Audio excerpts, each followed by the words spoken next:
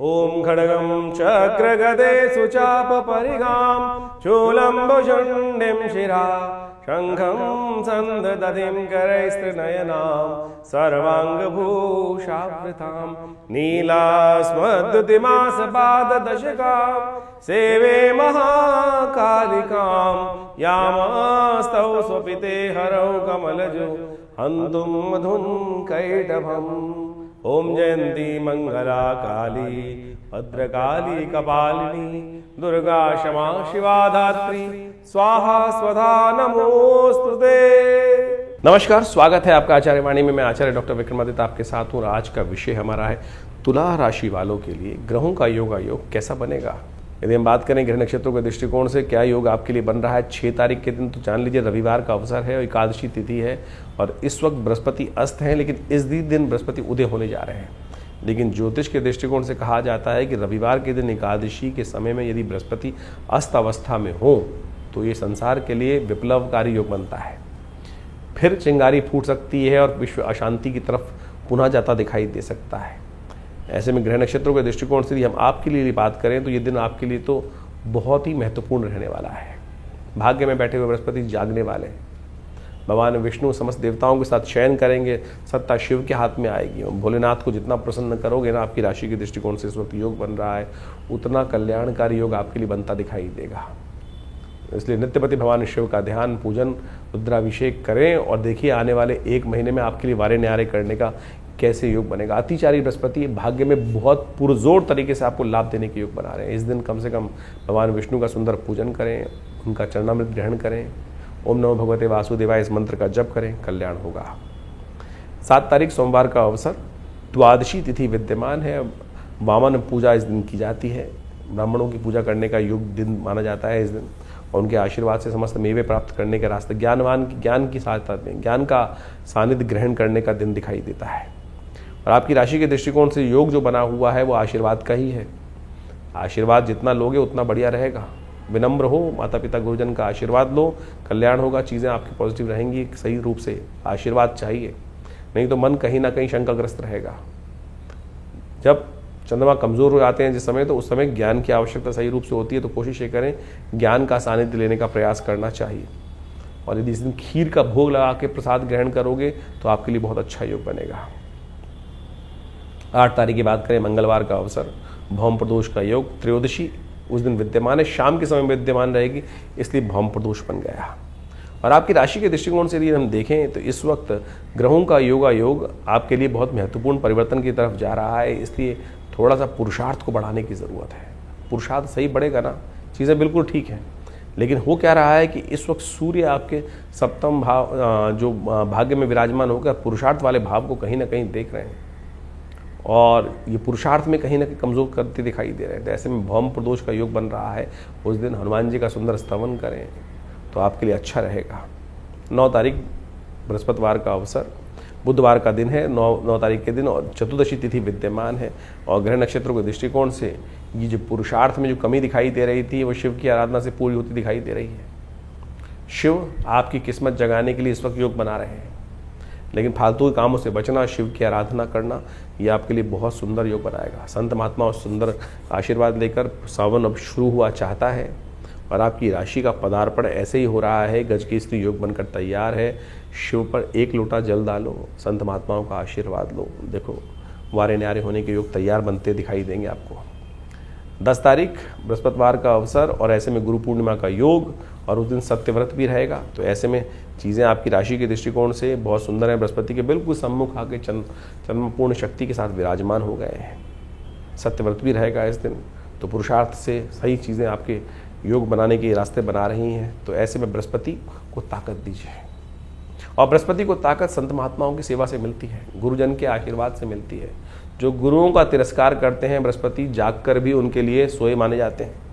इसलिए ज्ञानी जन, गुरुजन का सानिध्य जो ले लोगे, भाग्य में बैठे हुए बृहस्पति 1 साल में आपकी वारे न्यारे करने के योग बना देंगे। तो गुरु दीक्षा लेकर गुरु मंत्र का नित्यप्रति स्तवन, ये आपके लिए सबसे श्रेष्ठ उपाय है। अब भगवान शिव का मंत्र यदि आपने दीक्षा में ले लिया, इस वक्त ग्रह योग ऐसे बन रहे हैं, तो आपके लिए बहुत सुंदर योग बनेगा। नित्यप्रति इसको स्तवन करें, देखना चीज़ें आपके लिए फेवर में जाने के योग बहुत तेज़ी से बनाएंगे। गोचर के दृष्टिकोण से उसे दिखाई देता है, लेकिन जन्मपत्री में क्या योग बन रहे हैं उसके लिए और विवेचना अच्छे से करा लीजिए। देखिएगा बहुत महत्वपूर्ण परिवर्तन का समय है, निकल ना जाए, हाथ से ना निकलने दीजिएगा इस समय को। तो इस प्रकार से आपने ग्रहों की विवेचनाओं को, ग्रहों के योगों को समझा कि आपके दिन पर दिन किस प्रकार के जुलाई के आरंभ काल में ग्रहों का योग बनेगा और ये योग आपके जीवन पे किस प्रकार से प्रभाव डाल रहा है। देखिए ये तो योग जो है वो हमेशा बनते आते हैं और उन योगों का प्रभाव तो आपकी राशि के दृष्टिकोण से, आपके लग्न के दृष्टिकोण से पड़ता ही है। सबसे पहले ये हमको समझना चाहिए कि हमारी राशि मुख्य है या लग्न की राशि मुख्य है या सूर्य की राशि मुख्य है, क्योंकि सबसे ज़्यादा प्रश्न जो इस वक्त हमारे चैनल पर लोगों के द्वारा पूछे जा रहे हैं या किसी भी ज्योतिषी कार्यक्रम को देख के लोगों के मन में उठता है वो यही है कि मैं अपनी राशि कौन सी देखूं। देखिए मुख्यतः सबसे ज़्यादा प्रमुख राशि जो होती है जहाँ चंद्रमा विद्यमान होता है, जहाँ चंद्रमा आपकी राशि में पहुंचा हुआ है वही राशि मुख्य मानी जाती है। गोचर के दृष्टिकोण से उस राशि का महत्व ज्योतिष के दृष्टिकोण से सबसे ज़्यादा माना जाता है। लेकिन हमारा एक ऐसा मानना है और हमने प्रत्यक्ष रूप से ज्योतिष के अंदर देखा कि वह पूरी जन्मपत्री को कई स्वरूप में देखा जा सकता है और उन सब चीज़ों को अच्छे से देखने के बाद फिर ज्योतिषी ही ये को देखना चाहिए कि आपके ऊपर कौन सी राशि के अनुसार से किस प्रकार से ग्रहयोग फलीभूत हो रहे हैं। कई बार चंद्र राशि फलीभूत होती है और कई बार लग्न राशि फलीभूत होती है। वो ग्रहों पे के योग के ऊपर निर्धारित होता है कि ग्रहों के योगायोग किस प्रकार से, किस व्यक्ति के दृष्टिकोण से कौन से ग्रह कार्य कर रहे हैं, कौन से ग्रह सुप्त अवस्था में है, कौन से ग्रह जागृत अवस्था में है, कौन से ग्रह स्वप्नादि अवस्था में है। तो इन सब चीज़ों की विवेचना करने के बाद फिर ये निर्धारित किया जाता है। चंद्र राशि वैसे फिर भी आप सही तरह से देख सकते हैं, आपके जन्मपत्री के अनुसार से चंद्रमा जिस राशि में विद्यमान है उसको चंद्र राशि बोला जाता है। उसके अनुसार से आप देखेंगे तो आपका फल बिल्कुल मैच होगा।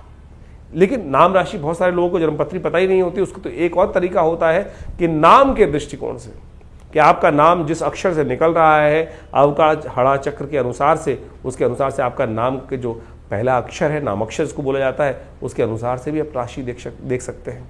लेकिन सबसे मुख्य तो वही होगा कि जो चंद्र के अनुसार से आपकी राशि बन रही है, उन सब चीज़ों को अच्छे से देखकर फिर हम अच्छे से जान सकते हैं भविष्य के दृष्टिकोण से। कई बार गोचर के दृष्टिकोण से आपके ग्रह योग बहुत अच्छे आ रहे हैं और ये प्रश्न बहुत ज़्यादा एक कॉमन प्रश्न हो चुका है इस वक्त और सही भी औचित्य रहता है कि आपके गोचर के दृष्टिकोण से तो आपके ग्रह बहुत अच्छे लग रहे हैं, लेकिन काम उतना नहीं हो रहा है कि जितना, क्योंकि 12 राशि के अंदर पूरे विश्व को बांटने का जो एक प्रयास किया जाता है, लेकिन उसमें समझने की आवश्यकता यह है कि आपकी मूल जन्मपत्री में ग्रहों का प्रभाव किस प्रकार से बना हुआ है।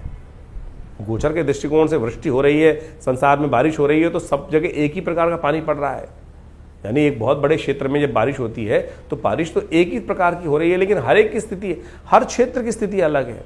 कहीं कोई पहाड़ी पर है तो वहाँ पानी रुकेगा नहीं, कहीं कोई गड्ढे में है तो सारे क्षेत्र का पानी वहाँ आ जाएगा, वहाँ सारी विपदाएं घिर जाएंगी।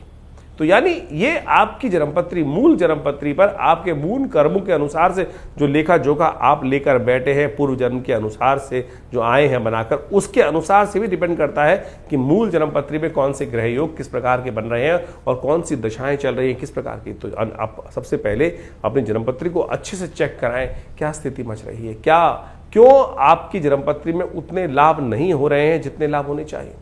ज्योतिष एक बहुत शोध का विषय है और हमारे ऋषि मुनियों ने काल गणना को बहुत विशेष तौर पर समझकर इनकी विवेचनाएं उपस्थित करी हैं और उसी समझ का, उसी ज्ञान विज्ञान का लाभ लेते हुए ज्योतिष की जो गणनाएं हैं उनको समझकर उसके द्वारा भविष्य को समझने का जो कार्य किया जाता है वो ऐसे नहीं है। कई बार हमने हजारों जन्मपत्रियों में इस प्रकार से देखा है कि जैसा जो घट रहा है वो सामने, जो चीज़ सामने दिखाई दे रही है गुण योगा योग के अनुसार से वही घट रहा है, बिल्कुल उसी प्रकार से। तो यदि कष्ट का निवारण चाहते हैं, कष्टों को भगाना चाहते हैं, तो जन्मपत्री को सही से समझकर और उसके अनुसार से उसके भविष्य के दृष्टिकोण से जो आपके लिए खास ज़रूरत है। देखिए, बड़े भाग्य मानुष तन पावा, बड़े भाग्य से मानुष तन मिलता है और ऐसे ही नहीं दुख में निकालने के लिए है, इन दुखों को समाप्त करने के लिए एक दिशा पकड़ने की आवश्यकता है, दिशा बदलने की आवश्यकता है। दशा स्वयं बदल जाएगी। दिशा किस प्रकार से पकड़ी जाए, किस मार्ग पे चला जाए, चलना ही तो है। और चलना यदि गलत मार्ग पे होगा तो गलत तरफ हमको लेके जाएगा, सही मार्ग पकड़ लेंगे तो सही तरफ चलते चले जाएंगे। तो यही जो दिशा हमको ज्ञान विज्ञान के माध्यम से मिले तो वो विशेष तौर पर हमारे जीवन में कल्याण का मार्ग बना देती है, सही रास्ता हमको दिखा देती है। तो आप अच्छे से समझें आपकी जन्मपत्री में कौन से ग्रह योग किस प्रकार के हैं। गोचर के दृष्टिकोण से तो हम बता ही रहे हैं आपकी राशि में किस प्रकार के योग बन रहे हैं। और इस वक्त आषाढ़ के महीने के अंतिम अवसर पर जो ग्रहों का योगा योग बनकर तैयार है वो आपने अच्छे से देखा। शनि महाराज अब अपनी राशि को में जो बदल कर पूरे स्थिर हो चुके थे फिर वक्री होने जा रहे हैं।